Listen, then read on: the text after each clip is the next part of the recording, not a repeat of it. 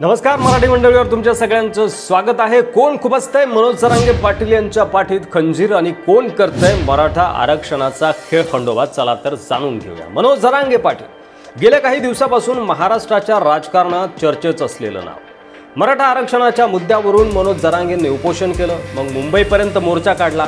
त्या सगळ्या काळात जरांगे सातत्यानं गृहमंत्री आणि उपमुख्यमंत्री देवेंद्र फडणवीस यांच्यावर टीका करताना दिसले।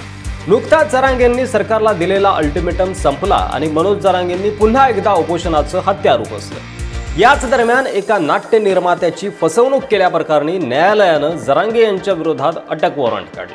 पुण्यातील एका नाट्य निर्मात्याची फसवणूक केल्याप्रकरणी मनोज जरांगे यांच्यासह अन्य 2 जणांविरोधात पुण्यातील कोथरूड न्यायालयात गुन्हा दाखल करण्यात आला होता। याबाबतच्या सुनावणीसाठी जरांगे गैरहजर राहिल्यानं हा अटक वॉरंट काढण्यात आला होता। याच सगळ्या मुद्द्यावरून जरांगेंनी उपोषण सोडताना उद्धव ठाकरे यांच्यावर संशय व्यक्त केला। तक्रार करणारा ठाकरे गडाचा माणूस असल्याचं जरांगे यांनी म्हटलंय। इतकंच नाही तर उद्धव ठाकरेंनीच त्याला सांगितलं असावं अशी शंका देखील जरांगेंनी व्यक्त केली। काही दिवसांपूर्वी महाविकास आघाडीच्या नेत्यांवर सुद्धा जरांगे यांनी आरोप केले होते।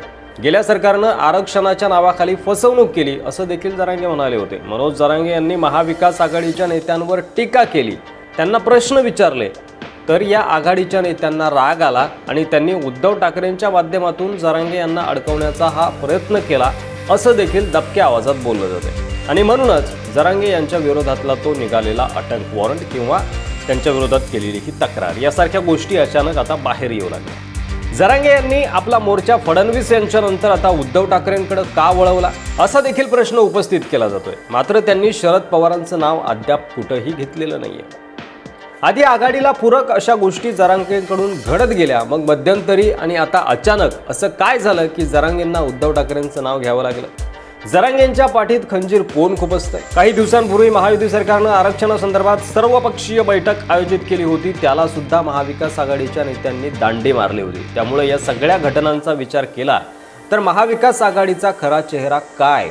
मराठा आरक्षणासंदर्भात शरद पवारांची नेमकी भूमिका काय?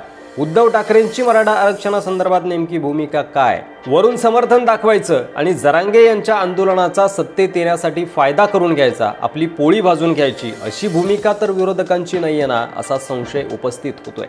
कारण ओबीसींच्या आरक्षणाला धक्का न लागता मराठा समाजाला आरक्षण दिलं जाईल असा शिंदे फडणवीसांचा शब्द होता, तो त्यांनी पाळला।